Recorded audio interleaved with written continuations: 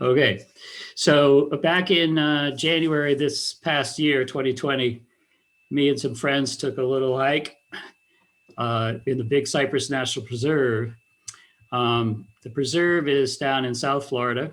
It's the beginning of uh, the Florida National Scenic Trail.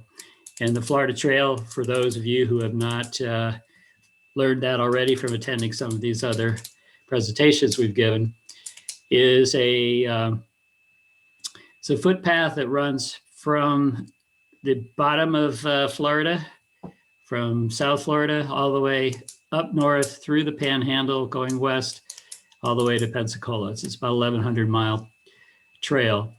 And it begins down in the Big Cypress National Preserve.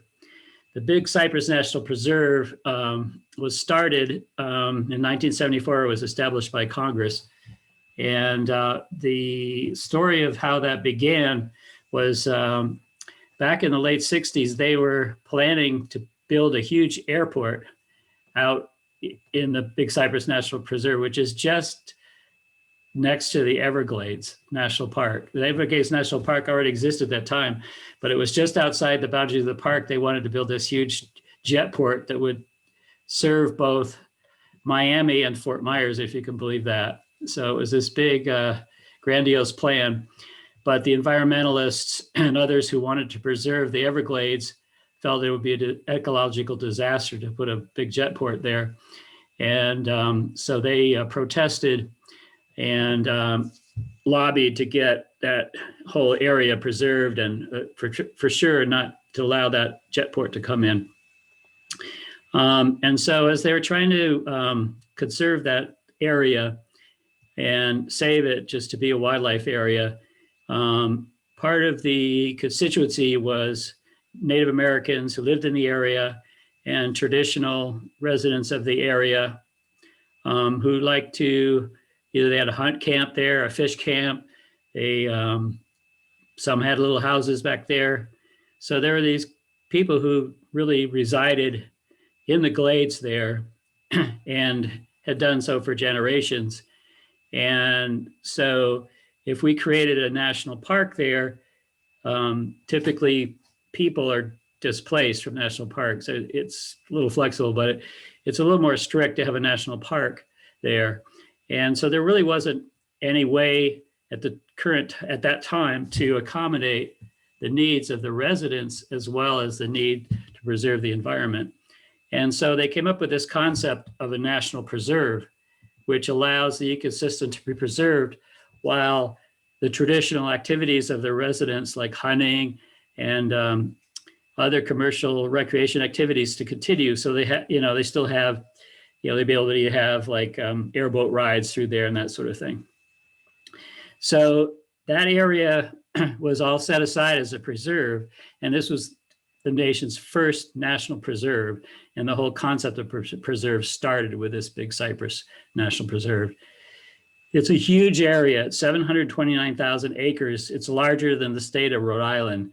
And it's basically a swamp ecosystem, freshwater swamp ecosystem. It's also the largest contiguous habitat for panthers in Florida. Over 1 million people visit a year. And recently, the folks that like to get back in there and hunt and fish, they have sort of developed a style of transportation, which is off-road vehicles versus, canoes and hiking. And so they're pretty into their ORVs, their off-road vehicles, to be able to get back into these areas where they can hunt and fish. And many of our trail maintainers use those vehicles as well. So there's a purpose to it, but they're looking to expand the number of trails back in there. And there's currently a lawsuit going on to allow them to do that. And apparently there's now, several proposals for expanding those trails. And so this trail that I'm showing you today might be moved, but it'll still be a good hike through the National Preserve there. The National Park Service announces their significant statements on their website, and this is part of their reason for being. The preserve protects the Big Cypress watershed, which is an area critical to the survival of the greater Everglades ecosystem. That, that water is a slow-moving sheet of water that feeds the Everglades from the north, and it comes through Big Cypress. So it's really critical that the entire system is preserved. It's the largest dwarf cypress forest in North America. You'll see pictures of those dwarf cypress. They're so pretty, so beautiful. And it's also one of the largest old growth South Florida slash pine forests. So we'll show you pictures of hiking through that. And it's a habitat for many threatened and endangered plant and animal species, including Florida panther, the red-cockaded woodpecker, and the ghost orchid. And it also contains evidence of approximately 15,000 years of human use, and sustains resources that continue to hold importance to traditionally associated cultures, including Miccosukee and Seminole peoples.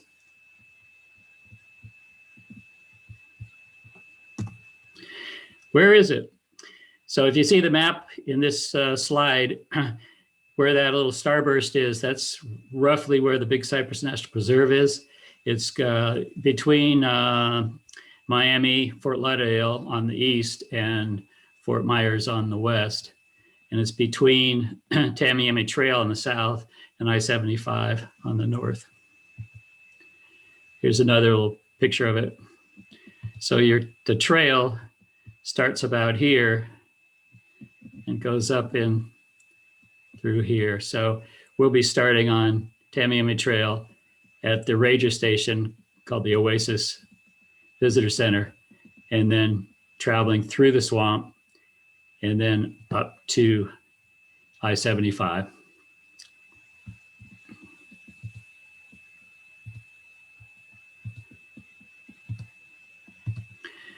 So here's another little map of our trail. This is the route we took, and these are 2 nights that we spent out in the Everglades, or in the Big Cypress Swamp. One was at the Pine Island camp, and one was at the Oak Hill camp. It was about 10 or 11 miles the first 2 days, and then about an 8-mile trip on the last day. Here we are at the southern terminus, which is the beginning of the Florida Trail, and nice little plaque there to tell you where you are. Right around the ranger station, there are a lot of our friendly Florida gators, and they're in that canal along Tamiami Trail. There's quite a few very large ones, and so I must say, when I was planning this trip, my greatest fear was being out there in a trail and having to walk with gators. I spent a lot of time in South Florida, so I'm fairly comfortable with alligators, but I don't necessarily walk through the water where the alligators are.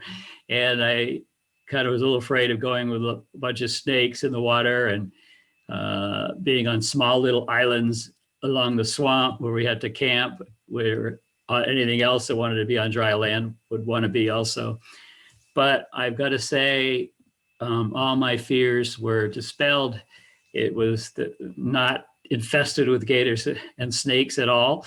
We saw, I think, 1 rattlesnake, which isn't unusual to be hiking along the Florida Trail, and no gators, except at the beginning and the end. So while we were walking through the swamp, I didn't see any. Not to say they're not there, but it was a whole different experience than what I was fearing.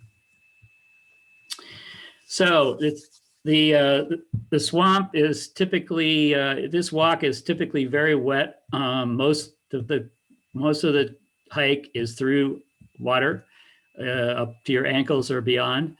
But this year was a very dry year. And again, it does vary very much year to year. And it's pretty typical of Florida hiking is your water can be, very prevalent some years, and other years you have a nice dry hike. So first 7 to 10 miles on this year were very dry. As a matter of fact, we got so dry we got dehydrated, a lot of us. It's very hot. Here's another picture from the first day, and this is a good shot of the the limestone bedrock along this trail. In all of Florida, its bedrock is this ancient limestone, which was produced by millions of years of the peninsula being covered with water, and these are basically the calcified remains of the inhabitants of that water. And that forms limestone. Limestone is a very soluble, soft rock. And so water eats through it pretty easily. So you can see a little bit here how it's been eaten away by the water. But really, a lot of these spaces between this rock are holes that have been dissolved by water and called solution holes. Here's a close-up, if you could see how that looks. And why this is a challenge for hiking is as you get further along, this surface is covered with water and you enter the swamp.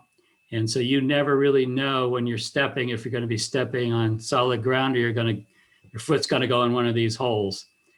So that makes it a challenge. It makes it a very slow, careful, painstaking process. So we got through the first day pretty much dry-footed, came to our Pine Island camp, very pretty little campsite there. Beautiful sunset. Day 2, we started out dry again, walking through this beautiful sawgrass environment, dotted with these little dwarf cypress trees that are so pretty, and then through pine as well. Here's a great shot of these dwarf cypress and the sawgrass. It's just such a beautiful, expansive prairie, a wet prairie just extending as far as your eye can see. And some of the areas where the cypress grows grows taller and and more congested, forms what they call a cypress dome. And so you can see there's this dome shape with the taller trees in the middle and the shorter trees out towards the end. And in cypress domes, they're the wettest part of the prairie. So that's why the cypress trees grow there, because they like the wetness. So if we'd been willing to venture off the trail and do a little bushwhacking, and when we got so thirsty on those first 10 miles, we could go into the middle of this cypress dome and you're always going to find water. So on that day, the last 3 miles began to get swampy, get very wet. Actually, it was more muddy than wet. So this mud just sucks your feet down into it. It's so much effort to keep picking your feet up out of this mud and moving to the next step. And then you're always looking out for these solution holes where your foot will sink even deeper into the mud. And some of the water came up to the shin deep at that point. Here you can see on the right-hand side a little bit more of the swampy area where it's more watery. And then we came to our campsite for that night, which is a very small little island in the middle of this swamp. And luckily there were 7 of us. So luckily we were able to find a spot and set up our tents. And there were 2 others, because this is the beginning of through hiking seasons. There were 2 others also out in this small little island sharing the tent space, but it all worked out. Day 3, we went into the deepest part of the swamp. This area, no matter even on dry years, you're always going to be walking through water. So we had 8 miles to the end, and it was pretty much all like this. We're basically up to the knees or thighs or shins and keep walking through this swamp. But it was just beautiful. It was an experience like I've never had. So walking through the water. And at some point, we just followed these orange blazes, which are the signs for the path of the Florida Trail. And, so you're in the middle of water, so there's really not a trail per se. You could see where the trail really is, where most people have walked. And actually, that got harder to walk in because it got so muddy. And so we began to move off the trail and keep following the orange blazes, but sort of blaze our own trail through the sawgrass. And it was actually a little easier to walk through it because there wasn't so much mud sucking on your feet. And so you can see here, there's a lot of pretty bromeliads. They're air plants. And so you find those in this area because the muddy soil doesn't have, a lot of CO2 in it. It's anaerobic. And so there's nothing for it to grow on. So it goes through the air. And then beautiful thistle flowers. There's a lot of beautiful wildflowers through there. And then finally, we made it to the end. And at the end, in the parking lot by I-75, there are a bunch of what we call trail angels waiting for us, because this is the beginning of hiking season when we took this hike. And they had fresh fruit. I mean, those orange slices they served me were the best piece of orange I've ever had in my life. So that was pretty much the end of our hike. And it was a really welcome sight to see those trail angels. So we completed the hike. I think we all turned to each other and said, that was an amazing journey, but I'm never going to do it again. There's a lot of people who love this hike, and I like that I've done it, but I would say it's probably the hardest hike I've ever taken in my life. I've hiked about 650 miles of the Florida Trail, go through the AT, through most of Georgia and North Carolina. I've hiked the White Mountains, but this was a very tough hike. So, if you ever try to hike it, be prepared for it. Maybe you're from South Florida. Maybe you're a little more used to walking through swamps. You're used to the heat and humidity. But yeah, I would just definitely prep for this hike and be in good shape, because it takes a lot out of you, and it also is much slower than you'd hike on dry land. Okay, so that's my presentation tonight.